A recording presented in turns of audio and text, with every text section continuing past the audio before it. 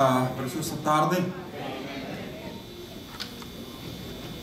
El Señor nos ha estado bendiciendo durante este culto y sabemos que todavía hay mucho más que nosotros habremos de recibir si abrimos nuestros ojos, nuestros oídos para escuchar la bendita palabra de Dios. Yo le insto, le exhorto en esta noche a que espere una palabra del Señor que traiga fortaleza, edificación, crecimiento, traiga la respuesta que usted necesita en su alma y usted la va a recibir. Nosotros somos el plantío del Señor y estamos aquí para crecer en Cristo Jesús, para fortalecernos, para ir avanzando en nuestra fe y el Señor añadirá fe a nuestra vida y nuestro crecimiento será mayor a partir de esta noche. Sabemos, estamos confiando en el Señor y en este día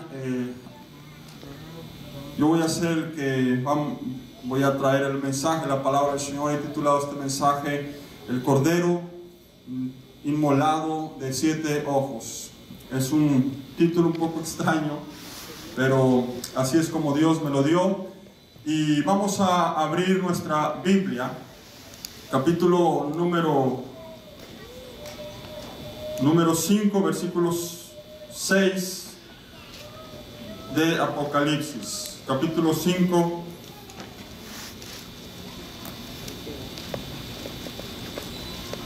prepare su corazón, prepare su alma. El Señor tiene grandes cosas, aleluya, gloria a Jesús. La expectativa de grandes cosas. Apocalipsis 5:6 nos dice la palabra del Señor. Si ya lo tienen allí listo, dice, solamente este versículo leemos.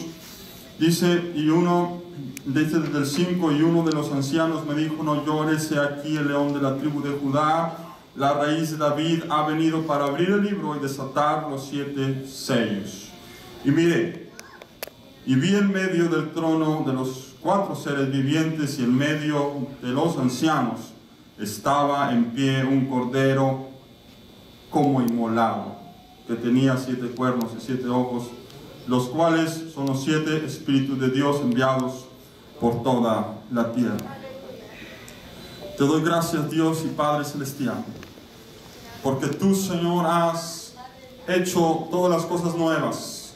Gracias, Señor, por enviar a Jesucristo, tu Hijo, para darnos la solución al problema tremendo de la humanidad, que ha sido el pecado, la enfermedad, la injusticia, el robo, el asesinato y todo lo que Satanás había hecho en nuestra contra.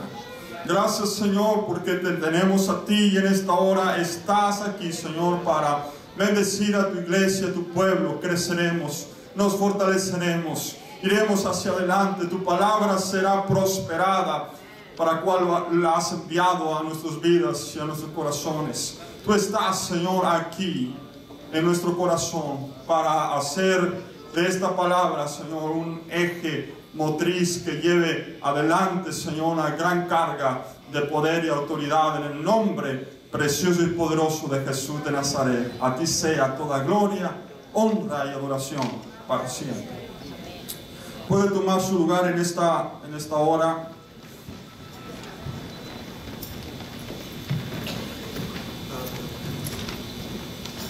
Estamos listos, amén. ¿Cuántos están listos? Abra bien sus oídos, aleluya, para escuchar la palabra del Señor. La palabra del Señor es hermosa, amén. Pero no solamente es hermosa, es nutritiva. La palabra del Señor es para que nosotros entendamos cómo es que Dios piensa. Y cuando nosotros entendemos cómo Dios piensa, entonces podemos empezar a pensar como Él. Y si empezamos a pensar como Cristo, entonces tenemos la mente de Cristo. Amén. Y si nosotros tenemos la mente de Cristo, tenemos las ideas de Cristo. Amén. Y si tenemos las ideas de Cristo, entonces nosotros siempre vamos a ir en victoria. Amén. Bendito sea el nombre del Señor. Amén.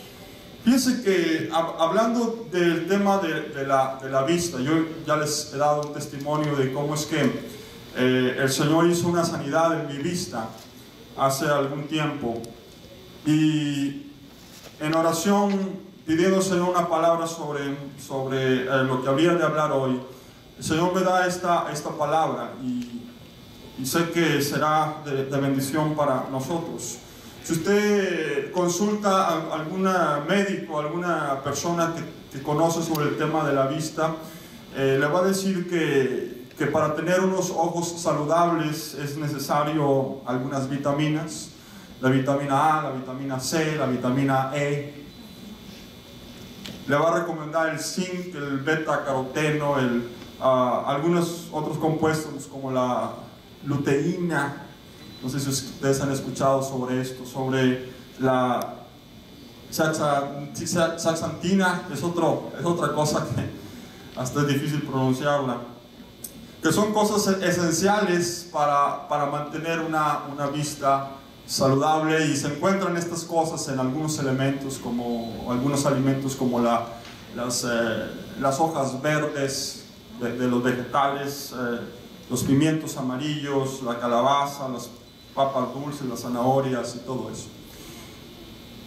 Pero yéndonos unos miles de años antes, encontramos a un hombre que tenía aproximadamente 130 años, y este hombre posiblemente no consumía ninguna de estas cosas, o consumía menos de lo necesario, o alguna enfermedad le vino de tal manera que a causa de la vejez, se dice, pero al final de cuentas es alguna enfermedad, alguna carencia, alguna deficiencia de algo, le había venido una ceguera, y se había deteriorado su vista de tal manera que había quedado ciego. Y este es el caso de un hombre que se llamó Isaac. Pero Dios tenía un propósito en la ceguera de este hombre. Dios tenía un propósito, al final de cuentas, en su modo global de ver las cosas, porque Dios tiene una voluntad global de lo que va haciendo, de los propósitos magnos para la humanidad. Y en el tiempo pasado Dios fue preparando todas las cosas para el advenimiento de nuestro Señor Jesucristo, para que nosotros pudiéramos disfrutar ahora de los grandes beneficios de la cruz. A Él sea toda la gloria y adoración. Amén, gloria a Dios. Pero entonces este hombre, por causa de su ceguera, él fue engañado. Por causa de su ceguera fue engañado. Y eso es lo que sucede con muchas personas hoy en día, aún cristianos, aún personas que caminan con Cristo, por causa de su ceguera espiritual, por causa de no ver claramente, son finalmente engañados por el enemigo en alguna área de su vida. Dice: el ladrón no ha venido sino para hurtar, matar y destruir. Dice que Satanás es el engañador de las naciones. En el capítulo 20 de Apocalipsis, Satanás es atado para no engañar más a las naciones. Significa esto que Satanás es engañador por excelencia. Ha estado engañando a la humanidad durante toda la vida, todo el tiempo. Y esto es debido a que los ojos nuestros ojos no están bien abiertos. Pero dice la palabra del Señor que hay un anciano también mencionado en la palabra del Señor. En el capítulo 7 de Daniel se menciona un anciano de días. Dice que sus cabellos son blancos, y dice que está sentado en un trono alto y sublime. Estamos hablando del Señor Jesucristo mismo. Y este anciano de días tiene ojos perfectos. Él no necesita de nada para tener una vista 20/20. Y dice la palabra del Señor, en la visión que vio Juan, él estaba en la isla de Patmos. Entonces, cuando él estaba en el Espíritu, estaba orando a Dios, estaba en comunicación con el Señor, él ve algo extraordinario, él ve algo sobrenatural, un milagro, algo que podemos registrar en la palabra del Señor como el último milagro quizá que se menciona en la Biblia, cuando los ojos de este hombre de Dios, este varón de Dios, son abiertos para una dimensión muchísimo mayor a la que jamás imaginó. Y él empezó a ver en el Espíritu cosas tremendas, poderosas acerca del pasado, eterno pasado, pero también empezó a ver el futuro, lo que nos habría de acontecer a la humanidad. Primero ve en el eterno pasado, cuando había una escena tremenda en el cielo. En el capítulo número 5 se describe la palabra del Señor, que Juan vio un libro escrito por dentro y por fuera, y este libro es el libro más importante, el libro de la vida, donde estaban escritos los nombres de los redimidos. Y entonces hubo alguien que dijo: no hay nadie digno de abrir el libro ni desatar sus sellos, porque tenía sellos, es decir, tenía como unos candados que hacían que este libro no debería ser abierto. Y dice la palabra del Señor que ni siquiera se podía mirar. Era tan santo, era tan importante este libro, que ni siquiera se podía mirar. Y dice la palabra del Señor que hubo un ángel que dijo algo extraordinario. Cuando Juan estaba en ese pesar de su corazón y empieza a llorar y empieza a lamentarse porque no había nadie digno de abrir el libro de la vida. Y estaba en esa congoja y estaba en esa angustia. Nadie se va a salvar, todos nos vamos a ir al infierno, porque no hay nadie digno de abrir el libro, desatar los sellos de Dios. Pero entonces este ángel le dice: Juan, no llores, no llores más.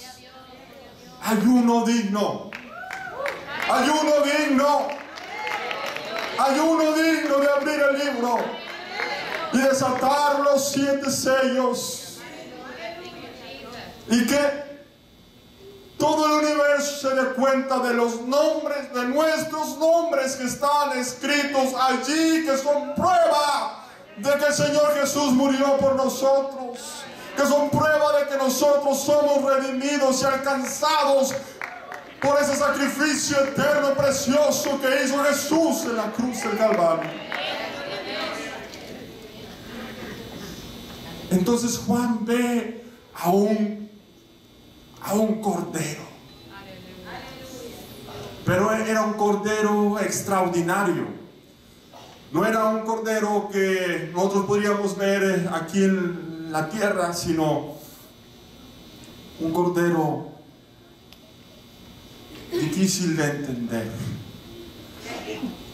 Un cordero de 7 ojos y de 7 cuernos. Si nosotros empezamos a imaginar, y voy a pedirle a Harvey que nos ponga ahí una imagen, porque hay alguien que trató de imaginar cómo se vería este cordero. Dice: un cordero como inmolado, es decir, como sacrificado. La palabra inmolar significa sacrificar. Cordero de 7 ojos, 7 cuernos. ¿Cómo imaginar al Señor Jesucristo de esa manera? ¿Y qué es el significado de esto? ¿Por qué está en la palabra de Dios? ¿Qué representa para el cristiano el cordero inmolado de 7 ojos? Los cuernos significan la autoridad, pero vamos a hablar sobre los ojos del Señor Jesús, los ojos del Cordero de Dios. ¿Qué son estos ojos? ¿Por qué nos dice la palabra del Señor que eran 7 ojos? ¿Por qué no 1000? ¿Por qué no 3000? ¿Por qué no 2 como nosotros? ¿Por qué no otra cantidad? Pero 7 ojos. Lo dice que son los 7 espíritus de Dios. Son 7 espíritus de Dios. Y yendo en el espíritu y tratando de entender esto, Y no es de que algún teólogo, yo no le haya leído en algún libro, pero eso es algo que el Espíritu Santo trajo a mi vida acerca de lo que podría significar esto. Tampoco es un dogma, tampoco es para que se me critique y me diga, hermano, Liu dijo que significa esto. Pero voy a traer esto por el Espíritu de Dios, para que nosotros podamos entender un poco de lo que significaría estos 7 ojos de Dios. Amén. Amén, gloria a Dios. El primer ojo, lo que podría significar el primer ojo, es que Dios ve. Dios ve nuestro pasado. Dios ve nuestro pasado. El Señor está allí enfrente nuestro. Y vamos a imaginar al Señor. El Señor está con nosotros. Lo mencionamos 1001 vez. Dios está con nosotros. Pero cuando usted va en su automóvil, usted se imagina al Señor Jesucristo sentado allí como su copiloto.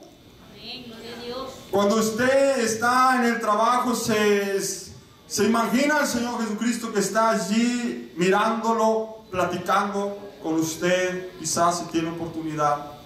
Cuando usted estaba lavando los trastes o está haciendo cualquier labor en la casa, ¿se imagina al Señor Jesucristo ahí? Imaginarnos al Señor es mucho más que simplemente deducir o tratar de intuir que Dios está ahí, pero es algo que nos empapa. La presencia del Señor no es un lugar, no es decir, en el templo de Benecer o en el templo fulano de tal, allí está la presencia de Dios, pero la presencia de Dios está dentro de nosotros. Aleluya, la presencia del Señor está en el cristiano, donde están 2 o 3 reunidos en su nombre. Allí está Él en medio, allí está el Señor. Y aún si estoy solo, si allí donde esté en lo más recóndito del mundo, en el lugar más remoto del mundo, allí oro al Señor y me pongo en comunicación con el Señor. Allí está Dios, allí está el Señor y aquí está dentro de nosotros. Ahora nosotros somos templo del Espíritu Santo. Amén. Cuando vemos en el Levítico sobre los sacrificios que se hacían, los ritos, los ires y venires de los sacerdotes, de los levitas, podemos imaginarnos que todo eso es ahora realizado dentro de nosotros como templo de Dios. Y todo eso son cosas tremendas, significados grandes. Pero, mire, cuando el Señor nos ve y cuando Dios ve a través de sus ojos, uno de sus ojos podría ser el pasado nuestro. ¿Qué es nuestro pasado? Dios tiene control, conocimiento absoluto de nuestro pasado, de lo que nosotros fuimos. Dios conoce nuestros pecados pasados, Dios conoce nuestros errores pasados, pero también conoce nuestros méritos y conoce las cosas buenas que hemos hecho. El Señor conoce nuestros esfuerzos, el Señor conoce nuestras equivocaciones, pero también conoce nuestros aciertos, todas las cosas. En el momento en el que el Señor está allí presente, Él está viendo con su ojo nuestro pasado. Nosotros debemos estar siempre conscientes de lo que nosotros fuimos también. No que nosotros estemos lamentando nuestros errores o nuestros pecados, nada de eso. El Señor ya sepultó nuestros pecados en lo más profundo del mar. Amén. Dice Miqueas capítulo 7, versículo 10, Él volverá a tener misericordia de vosotros, sepultará nuestras iniquidades y echará en lo profundo del mar nuestros pecados, nuestros errores, las cosas que cometimos ante Dios que no fueron agradables. Al mencionar este pasaje, estos pasajes de Levíticos que mencionamos un momento, viene a mi memoria una escena muy importante, pero muy significativa, de dos machos cabríos que se menciona en el capítulo 16 de Levítico. Dos machos cabríos. Un macho cabrío, dice la palabra de Dios, que era sacrificado. Era en el día en el que el sumo sacerdote Aarón, que fue el primer sumo sacerdote, que ahora es tipo del Señor Jesucristo, el día señalado por Dios, él tenía que introducirse al lugar santísimo. Si él lo hacía en otro día, entonces él iba a ser muerto, porque él nada más un día podía entrar al lugar santísimo. Pero entonces al hacer ciertos ritos allí, él tenía que salir. Uno de los machos cabríos era sacrificado. El primero era para Jehová, el otro era para Azazel. ¿Qué significa eso de Azazel? ¿Alguna vez ustedes se han preguntado qué significará eso de que el otro es para Azazel? Dice la palabra de Dios que ponían las manos sobre este macho cabrío y después lo enviaban al desierto. Enviaban al desierto a este macho cabrío y ya se perdía. Y si nosotros investigamos un poco, ¿qué significará esto? Que nuestros pecados, nuestras transgresiones y todas las cosas que hemos hecho ante Dios no significan nada. Dice, y ya no me acordaré más de vuestros pecados y transgresiones. Viene una persona y me dice, hermano, pero entonces yo he cometido muchos pecados, muchas faltas, ¿y qué va a suceder de mí? Dios se va siempre a estar recordándome, va a estar ahí, ¿verdad? Me voy a sentir avergonzado delante del Señor. Pídele perdón al Señor, el Señor no se acordará más de tus pecados y transgresiones. Así lo dice la palabra de Dios. La amnesia de Dios, la amnesia de Dios. Aleluya. Pero allí está, el Señor la sabe, la conoce, pero también es para que nosotros nos humillamos delante de la presencia del Señor y estemos conscientes de nuestra debilidad. Estemos conscientes de que no somos supermanes, tenemos siempre la dependencia con el Señor. Uno que dice, es que Satanás me hace los mandados, yo sin leer la Biblia, yo ya me la sé, yo sin orar, yo de todos modos tengo comunicación con Dios. Yo cuando voy en mi carro y de vez en cuando le hablo a Dios y Dios me responde, y etcétera, etcétera. Tenemos una dependencia constante del Señor. Nos debemos de acordar de nuestra condición humana, de lo que fuimos también y cómo Dios nos ha perdonado y nos ha traído a este sitio de importancia, a este sitio de honor, este sitio que no merecíamos, aleluya, por su gracia y por su misericordia solamente. Yo vi un pastor que estaba platicando a otro de sus amigos y es que yo vine, tomé, que hice y deshice y fui por el mundo y le di la vuelta y ahora soy millonario y ahora Dios me ha prosperado y empieza a hablarle a aquel otro siervo y le dice, el Espíritu Santo me dice que tengas cuidado en lo que dices, porque el Señor te sacó de las drogas y de lo más vil, de la basura. Y este pastor entonces frenó el carro de inmediato, un carro último modelo, y entonces se baja y en el pavimento se arrodilla y empieza a adorar el nombre del Señor y pedirle perdón, Señor, lo que yo soy es por causa tuya. Solamente por causa tuya, es el ojo del pasado. Ahora Dios ve nuestro futuro, lo que Dios tiene para nosotros. Él sabe los planes tremendos, magníficos que Dios tiene para nosotros. Y esto no solamente es para los jóvenes, no solamente para los adolescentes, no solamente para un congreso de exploradores, sino aún para los ancianos y aún para las personas mayores. Dios sigue teniendo planes. Hasta el último día de nuestra existencia, Dios tiene planes para cada uno de nosotros. Dios llama a un Moisés a los 80 años, aleluya, en medio de la zarza. El Señor lo manda, aleluya, a libertar una nación, un grupo de más de 2 millones de personas. Aleluya. Y como un hombre solo que caminaba como un loco por el desierto con un grupo de ovejas que ni siquiera eran suyas. ¿Cómo podría ser este hombre usado por Dios para un tremendo propósito como este?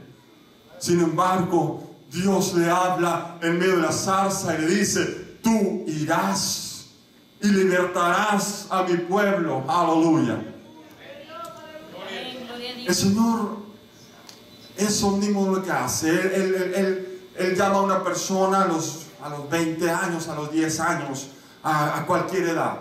Pero Dios tiene planes, Dios tiene propósitos. Dios llamó a Abraham cuando era un hombre, ¿verdad?, de 65 años, 75 años.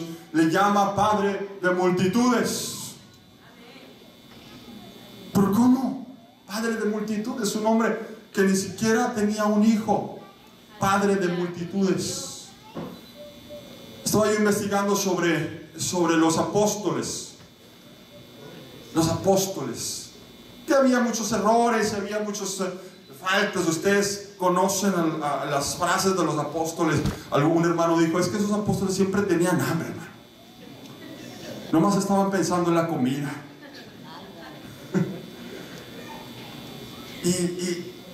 y vemos las preguntas que le hacían al Señor y las respuestas que le hacían al Señor. Y pues decimos y algunos biógrafos coinciden en que los apóstoles podrían haber sido entre adolescentes y jóvenes. Que algunos de ellos podrían haber sido hasta tan jóvenes como 15 años. ¿Y cómo es que el Señor le dice a unos jovencitos que ellos serían los que llevarían adelante la tremenda labor de evangelizar al mundo? Dios le dice a Pedro: tú vas a ser el líder, tú vas a ser el pastor de mis ovejas. ¿Quién era Pedro? Posiblemente un joven quizás de menos de 30 años. Era un joven que tenía muchos errores y hablaba arrebatado, no tenía mucha teología, tenía muchas faltas como humano, pero Dios le dio el pastoreo de la iglesia de Jerusalén. Y a los apóstoles dice que edificados sobre la piedra del fundamento de los apóstoles y profetas. Es que Dios no habla como nosotros. A veces nosotros vemos a alguien y lo menospreciamos y decimos: este hombre, ¿qué puede llegar? ¿Qué puede llegar a este? Pero Dios nos ve diferente. Dios nos ve diferente. El ojo del futuro. Del futuro que Dios tiene para cada uno de nosotros. El ojo del Señor ve un gran futuro, pero en su presencia. Hay unos que reciben una profecía del Señor y ese es el plan que Dios tiene, el futuro que Dios tiene, pero ellos mismos también, va a depender de ellos también. Va a depender de nosotros mismos. Que si estamos en la presencia de Dios, que si nos mantenemos fieles, que si obedecemos al Señor, si pagamos el precio, entonces vamos a obtener de Dios. Eso también es una verdad. Dios tiene un futuro para nosotros. El tercer ojo es el ojo del cuerpo. Fíjese, Dios está presente en cada una de las células de nuestro cuerpo. ¿Sabe usted que el cuerpo humano se compone por células? Se habla de trillones, fíjese, ni siquiera millones, ni siquiera billones, se habla de trillones de células. Trillones de células. Y cada una de esas células tiene su propia inteligencia. Después las células se aglutinan y forman tejidos. Después los tejidos forman órganos. Los órganos forman los 11 sistemas que tiene el cuerpo. Nuestro cuerpo, cuando nosotros venimos al Señor Jesucristo, se lo entregamos a Jesús. ¿Cuánto le han entregado su cuerpo a Cristo? Entregarle el corazón al Señor es una cosa, pero entregarle el cuerpo al Señor es otra cosa. Otros debemos de entregarle el cuerpo al Señor Jesucristo también. Nuestro cuerpo es del Señor. Ahora es propiedad de Dios. No nos pertenece a nosotros. Dice la palabra del Señor que somos comprados a precio de sangre. Glorificad pues a Dios en vuestro cuerpo, en vuestro espíritu, los cuales son, ¿de quién? De Dios. Por lo tanto, el cuerpo no puede ser usado como nosotros queramos, porque no es nuestro. No es de nuestra propiedad. Tenemos que usarlo conforme a la voluntad de Dios. Tenemos que usarlo en santidad, en reverencia, en la presencia de Dios, porque no nos pertenece a nosotros. Es algo que Dios es glorificado. El Señor es glorificado en nuestro cuerpo. Así también en la resurrección de los muertos. Aleluya. Cuando nosotros le damos el cuerpo al Señor, se siembra en corrupción, pero entonces Dios nos dará un cuerpo glorificado. Todos los que le dan el cuerpo al Señor en esta tierra, en este mundo, entonces dice la palabra del Señor que Dios nos dará, Dios nos regresará un cuerpo glorificado para la honra de su nombre. No un cuerpo finito como este, de carne y hueso, pero un cuerpo eterno, inmortal. ¿Cuántos quieren hacer ese trato con Dios? ¿Cuántos quieren hacer ese trato con el Señor? Dice la palabra del Señor, se siembra en corrupción, se cosecha en vida eterna, en incorrupción. Estamos sembrando para el Espíritu. Gálatas 6:8 dice, porque el que siembra para su carne, de la carne segará corrupción, mas el que siembra para el Espíritu, del Espíritu segará vida eterna. El Señor está viendo nuestro cuerpo físico. Eso es otro de los ojos del Señor. Dios ve cada una de las células de su cuerpo. Mire, cuando vamos otra vez a Levíticos, vamos a trasladarnos otra vez a Levíticos, y vemos los sacrificios que hacían y los ritos que hacían los levitas. En el capítulo número 19, versículos del 6 al 8, vamos a ver algo interesante. Es solamente un ejemplo de muchos otros ejemplos que hay en la Escritura. Mire lo que sucedía. Los levitas, dice, acerca de la carne de un sacrificio, dice, será comido el día que lo sacrificares y el siguiente día. Y lo que quedare para el tercer día será quemado en el fuego. Versículo 7. Y si se comiere el día tercero, será abominación, no será acepto. Fíjese, Dios, para la gente santa, porque ahora nosotros somos los sacerdotes de Dios. ¿Cuántos sabían que nosotros somos los sacerdotes de Dios? Nosotros ahora representamos a esos sacerdotes. Por nosotros somos ahora, dice el apóstol Pedro, que somos real sacerdocio, nación santa. Nosotros somos real sacerdocio. Aleluya. Somos sacerdotes del Señor. Y estos libros, el libro de Números, de Levítico, nos presenta figuras. Y entonces los levitas, ellos comían cuando Dios les decía, dejaban de comer cuando Dios les decía, comían lo que Dios les decía. ¿Se da cuenta? Su cuerpo no les pertenecía a ellos. No era de que, imagínense los levitas, ahora sí me meto al buffet y lo que quiera, pum, pum, pum, pum. No. Los levitas no decían, ahora sí vamos a hacer una carne asada porque cumplo años y pum, pum, pum, pum. No. Ellos tenían ciertos días para comer, ciertos días para no comer. Ellos tenían una disciplina que Dios les había impuesto. Así nosotros como hijos de Dios, no significa que esto nos vaya a salvar, ni eso no significa que un dogma que la comida o la bebida sea el reino de Dios. Dice la palabra del Señor que la comida y la bebida es el reino de Dios. Pero sí nos da una pauta para entender que nuestro cuerpo no nos pertenece a nosotros. que vamos a ayunar cuando Dios nos lo indique, que vamos a comer cuando Dios nos lo indique, aleluya, que vamos a tener cuidado de lo que Dios nos ha puesto en nuestras manos. Amén. Es algo importante, es el ojo del Señor, el ojo del Señor, porque Dios es santo. El Señor se santifica aún en nuestro cuerpo físico. ¿Cuántos no habían entendido esto? Aleluya, que el Señor se glorifica en nuestro cuerpo físico también. Ese es el ojo del Señor. Dios ve nuestra alma. El Señor ve nuestros pensamientos. Salmos 139:3: has escudriñado mi andar y mi reposo, y todos mis caminos te son conocidos. Todos mis caminos te son conocidos. Pues aún no está la palabra en mi lengua. He aquí, Jehová, tú la sabes toda. Dios sabe nuestros pensamientos. Nuestros pensamientos son para Dios como imágenes. Dios las puede ver. Dios puede ver nuestros pensamientos. El ojo del Señor está viendo nuestros pensamientos.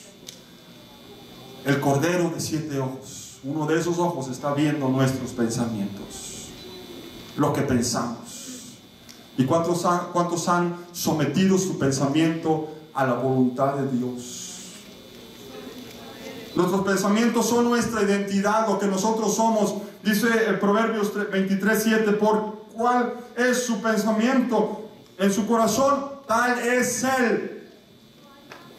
Nosotros somos lo que pensamos de nosotros mismos, y lo que pensamos de otros, y lo que pensamos de Dios. Nosotros somos lo que pensamos. Por eso es que el Señor me indicó acerca de escribir un libro que se llama Mi identidad en Cristo Jesús. Mi identidad, ¿quién soy yo en Cristo Jesús? ¿Quién es el cristiano en Cristo Jesús? Dice en la palabra del Señor que yo soy salvo, que yo soy sano, que yo soy santo. Dice la palabra del Señor que soy rey, que soy sacerdote, que soy heredero de Dios.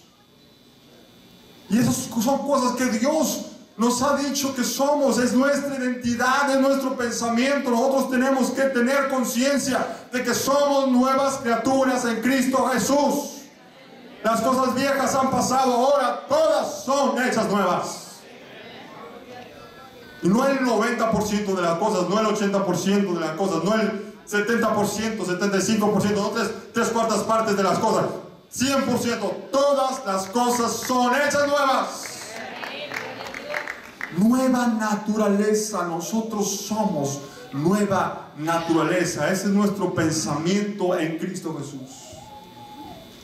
Me he encontrado tantas personas que están con un pensamiento derrotado. Es que yo no puedo, yo no sé, es que el diablo me trae, y es que Dios no quiere, y que Dios no, y que el Señor me quiere tener en esta condición, y etcétera, etcétera. Todos estos pensamientos contradicen totalmente la palabra de Dios acerca de lo que nosotros somos en Cristo Jesús. Si nosotros pudiéramos entender lo que somos en el Señor,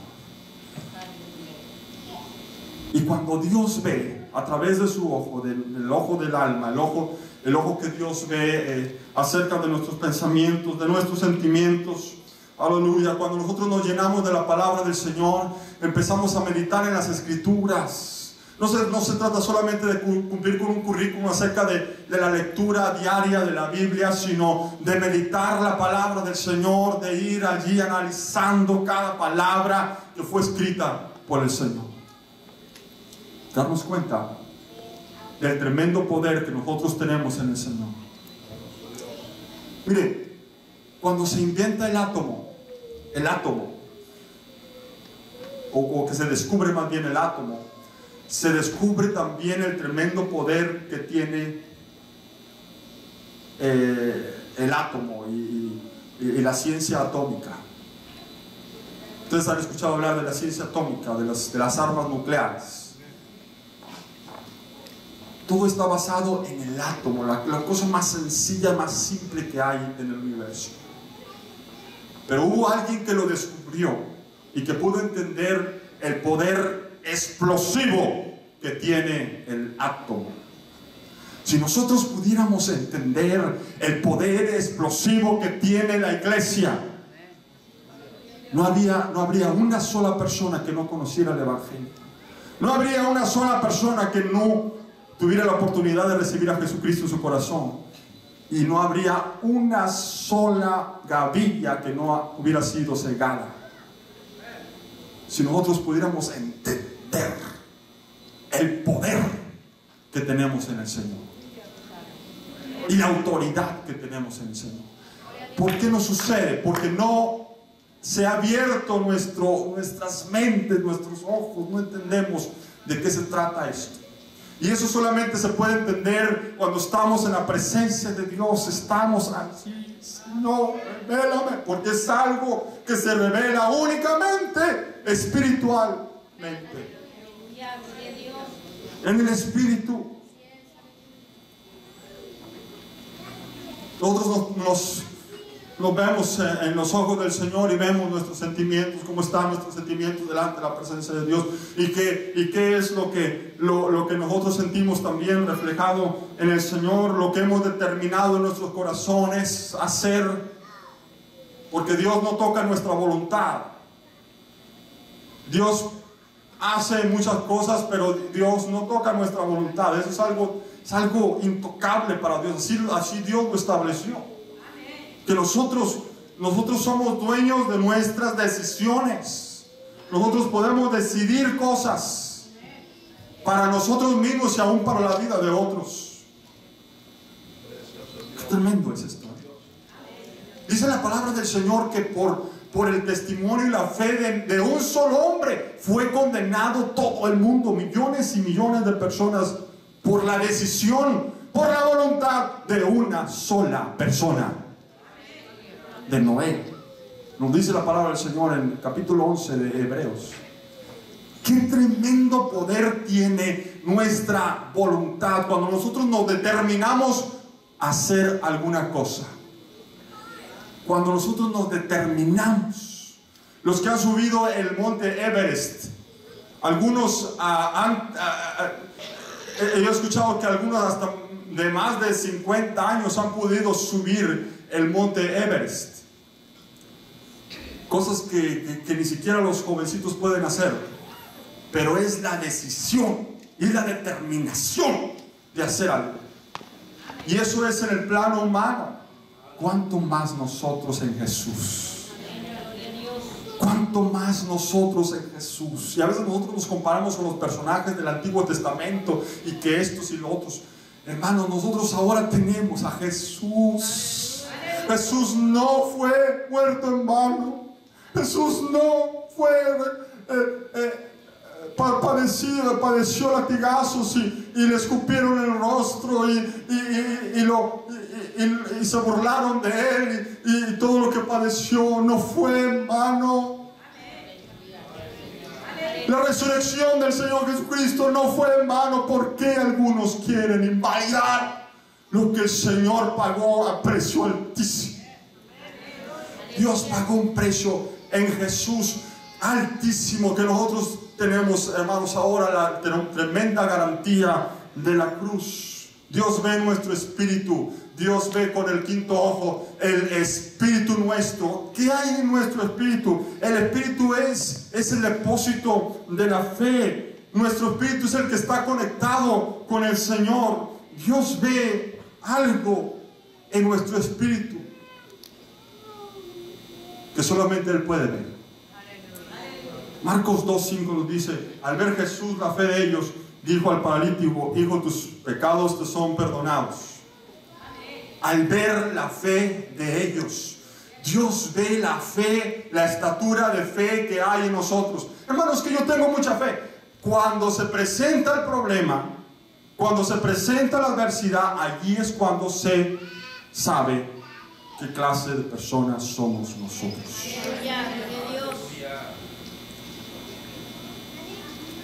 Cuando estaba yo en un país desconocido, el país de mi esposa, cuando yo fui al país de mi esposa sin conocer a una sola persona, sin tener un solo contacto y quedarme sin dinero porque las cuentas de banco que tenía se fueron bloqueadas. Imagínese usted una persona totalmente indefensa y prácticamente incomunicada porque no tenía dinero ni siquiera para hacer una sola llamada. ahí es donde está tu Dios. ¿Dónde está tu Dios? ¿Dónde está tu fe? Amén, gloria a Dios. Predica la palabra del Señor. Y cuando usted ha pasado por enfermedades y por angustias y por dolores, ahí es donde se muestra su fe. La estatura de fe que nosotros tenemos. Dice la palabra del Señor que las pruebas son pruebas de nuestra fe. Pruebas de nuestra fe. Es decir, que nosotros mismos nos vamos a dar cuenta qué clase de fe nosotros tenemos y qué estatura nosotros tenemos. No, hermanos, que yo me sé la Biblia de memoria, yo he venido a todos los cultos, es que yo soy salvo de que andaba ahí correteando. Pero el Señor no toma en cuenta eso. ¿Qué estatura de fe tienes? Gloria a Dios. ¿Cuál es la estatura de fe que nosotros tenemos? Allí es donde se va a ver. Allí es donde se va a ver. La hermana Francis contó un testimonio que a mí me pareció precioso. Y me recordó un testimonio que yo también viví cuando me salieron unas bolas.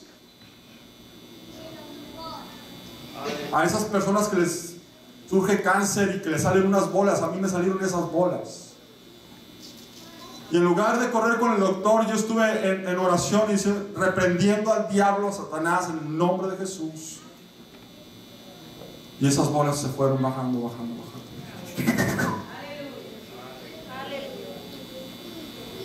De repente hay un dolor, y ese dolor cautiva una de mis piernas. Un dolor intenso. Y en lugar de ir a ver qué me dice el médico, buscar ayuda, yo no digo que no busque el médico, pero ahí se va a ver la estatura de fe que tiene. Usted puede hacer lo que usted quiera. Al final de cuentas, usted es dueño de su voluntad. Usted es dueño de su voluntad. Dios va a hacer su obra de una manera, de otra, Dios en su misericordia, etc. Pero la fe es lo que mueve la mano de Dios. Y nosotros tenemos que mostrar nuestra fe. ¿Cuándo vamos a demostrar nuestra fe? Pregunto yo, ¿cuándo vamos a demostrar nuestra fe? ¿Cuándo predicamos? ¿Cuándo enseñamos? ¿Cuándo vamos a demostrar nuestra fe? Cuando están los pruebas. Cuando está el problema. Allí es donde vamos a mostrar nuestra fe, nuestra confianza plena que tenemos en Cristo Jesús. Y está la estatura de nuestra fe. Dios ve nuestra fe. El Señor está viendo, dice, viendo la fe de ellos. ¿Por qué? Porque ellos abrieron el techo para bajar a ese paralítico. Abrir el techo. ¿Se imagina usted abrir el techo para bajar a un paralítico? Usted ha visto una cosa semejante a esta. Nosotros lo leemos en la Biblia como algo, pero imagínese, ¿usted lo ha visto alguna vez? Yo jamás he visto una cosa así, que se abre el techo para bajar a alguien. Pero el Señor Jesús dice, viendo la fe de ellos. Es decir, que la fe son acciones, son decisiones, son determinaciones, son cosas que se ven con nuestros ojos, decisiones de hacer o no hacer, para la gloria de su nombre, para que el Señor sea glorificado. Aleluya. No para buscar la gloria de alguien más, para que alguien diga, no, es que fulano me ayudó, menganito me ayudó. No, para que tú digas, el Señor me ayudó, el Señor es mi fortaleza. ¿Qué me puede hacer el hombre? Aleluya. Dice, no confíes en el hombre, no confíes en el príncipe. No hay en ellos salvación. No hay en ellos salvación. Qué precioso es cuando nosotros ponemos nuestra fe en nuestro Señor Jesucristo. La fe está basada en la palabra de Dios. La palabra de Dios es la paz del Espíritu. La palabra de Dios es lo que nos hace guerrear contra Satanás. Le damos en la cabeza al diablo en el nombre de Jesús. El reino de las tinieblas es puesto en evidencia por la palabra de Dios. Allí es donde los apóstoles, por ejemplo, Hechos 16, 17, en esta ocasión Pablo estaba allí con unas personas, estaba yendo a evangelizar y a adoctrinar, y entonces había una mujer ahí, ¿verdad?, que pasaba y donde Pablo pasaba, había una mujer, ¿verdad?, que daba voces y decía: estos son siervos del Dios Altísimo. Y daban testimonio. Los mismos demonios saben la fe que nosotros tenemos. Hay un dicho que dice: el diablo sabe a quién se le presenta. No lo dice la Biblia, pero sí dice la Biblia que Dios conocía a estos hombres. Dios conoce a los siervos de Dios. Mire, es una persona insignificante que no das 3 centavos por él. Pero cuando el poder de Dios está en una persona, cuando Dios está en una persona, usted debe de entender, los que son siervos de Dios, cuidado. Porque la persona que le ha creído al Señor, la persona que tiene una fe real y poderosa en el Señor, en el momento que se presenta la adversidad y en el momento que se presenta el diablo mismo, tiene el poder de Dios para hacerle huir en el nombre de Jesús. Así se lo digo. Bendito sea el nombre del Señor. Y el demonio saltó a aquel y le dijo: yo que conozco a Jesús Nazareno, y sé quién es Pablo, pero vosotros ¿quiénes sois? Satanás sabe, conoce quién es quién por la estatura de fe. El sexto ojo es lo que Dios ve a nuestro alrededor. El Señor ve lo que está alrededor nuestro. Aleluya. Él sabe todas las amenazas que hay en nuestra contra. ¿Sabía usted que hay amenazas constantemente a nosotros? Aún en nuestra salud hay muchos. Ahora en este momento hay bacterias, hay antígenos, hay agentes malignos en contra de nuestros cuerpos, de nuestra salud. Hay sistemas en nuestro cuerpo que el Señor ha establecido para contrarrestar todo eso. El sistema inmunitario, ustedes conocen los linfocitos y todo eso. Pero también hay personas que nos pueden estar tratando de hacer algún mal. Pero hay demonios que están empeñados en hacernos caer. ¿Cuántos sabían eso? Que hay demonios que están empeñados en hacernos caer. El Señor los conoce, el Señor los está viendo. El Señor está viendo la actividad de los demonios. Y el Señor dice, usted puede decir: bueno, y si los está viendo, ¿por qué no hace nada? Ahí es donde dice, no es que Dios lo permite. Es que si el Señor lo está viendo, ¿por qué no hace nada? Más bien porque tú no haces nada. El Señor nos ha dado la autoridad para hacerlo huir en el nombre de Jesús. El Señor nos ha dado todas las armas. El Señor nos ha dado su espíritu. El Señor nos compró con su sangre preciosa. Nos plantó allí en el plantío de Dios. Nos sirvió a la mesa. Dice el Señor, dice: te sirvo la mesa en presencia de tus angustiadores. ¿No dice así la palabra? ¿No dice así la palabra que el Señor nos ha tendido la mesa en medio, aleluya, de nuestros angustiadores? El Señor nos ha dado todo. Y ahora queremos que el Señor haga nuestro trabajo, lo que a nosotros nos toca hacer, que simplemente es reprender al diablo en el nombre de Jesús, echarlo fuera. No vemos en ninguna parte en la Escritura donde dice que un ángel fue enviado por Dios para reprender a los demonios. ¿Usted la conoce? Yo no la conozco. ¿Usted conoce alguna? Infórmeme, porque yo no conozco. No dice ni siquiera que el Espíritu Santo iba a andar reprendiendo demonios. Pero sí dice: en mi nombre echarán fuera demonios. En mi nombre echarán fuera demonios. Aleluya. El Señor quiere que nosotros veamos con sus ojos.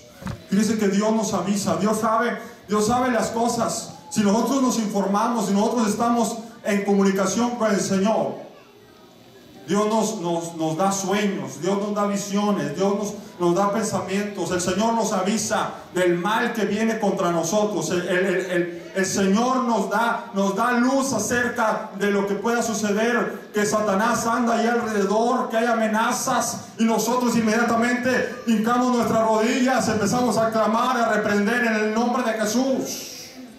Porque hay amenazas del diablo, hay amenazas en nuestras contras, en contra de nuestra familia. Aleluya. Ahí es cuando nosotros debemos de ver con los ojos de Dios y darnos cuenta de lo que está sucediendo en el mundo espiritual. Darnos cuenta de lo que está sucediendo en el mundo espiritual. Dios quiere, hermanos. Y el séptimo ojo, ya vamos terminando. El séptimo ojo es Cristo mismo. Cristo mismo. Cuando Dios ve a cada uno de nosotros, el Padre ve a Cristo. Dice la palabra del Señor que nosotros estamos revestidos por Cristo Jesús. Es decir, que nosotros podemos ver con los ojos del Señor. ¿Para qué Dios tiene todo este conocimiento? Dios ve nuestro pasado, Dios ve nuestro futuro, Dios ve nuestro cuerpo, Dios ve nuestra alma, Dios ve nuestro espíritu, Dios ve nuestra fe, Dios ve todo eso. ¿Para qué nos sirve eso a nosotros? ¿Para qué nos sirve a nosotros eso? Eso que usted me está diciendo, ¿para qué me sirve a mí, hermano?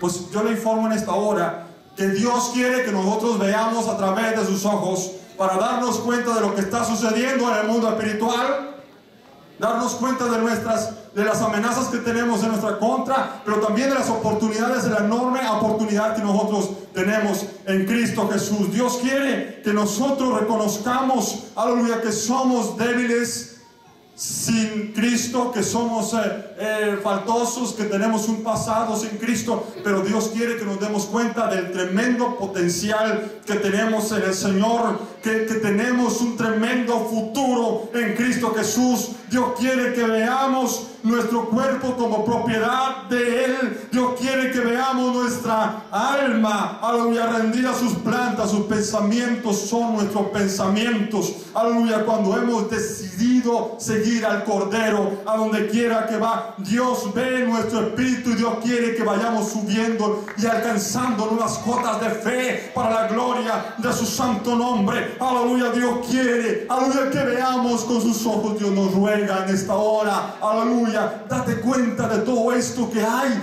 Date cuenta, abre tus ojos, aleluya, y verás las maravillas de Dios. Verás las maravillas del Señor. Aleluya. Yo sé que Dios está hablando a alguien en esta hora. Aleluya. Dios está hablando. Aleluya. Dios quiere que tengamos discernimiento. Discernimiento, iglesia. Discernimiento. ¿Por qué el diablo nos come el mandado? Aleluya. Porque no tenemos discernimiento. Porque no tenemos discernimiento. Esa no es la voluntad del Señor. Dios quiere que nosotros, dice el espiritual, conoce, discierne todas las cosas. Póngase de pie en esta hora. Aleluya. El cordero inmolado de 7 ojos. El cordero inmolado de 7 ojos. Aleluya. Nos está viendo en esta hora. Vamos a adorar el nombre del Señor. Aleluya. Dios quiere que veamos con sus ojos. Dios quiere que le consulte en esta hora. Dios quiere que decirle, aleluya, la respuesta. Dios quiere darle las respuestas que usted necesita. Aleluya. El Espíritu Santo quiere revelarle a Cristo en esta noche. Aleluya. Vamos a orar, a pasar hasta el lugar, hasta el frente, al altar. Aleluya. Vamos a orar a Dios unos momentos. Aleluya. Y vamos a hacer de este momento un momento especial. Dios le está viendo. Dios está viendo. Aleluya. Con sus ojos. Aleluya. Él se está dando cuenta de todo. Aleluya.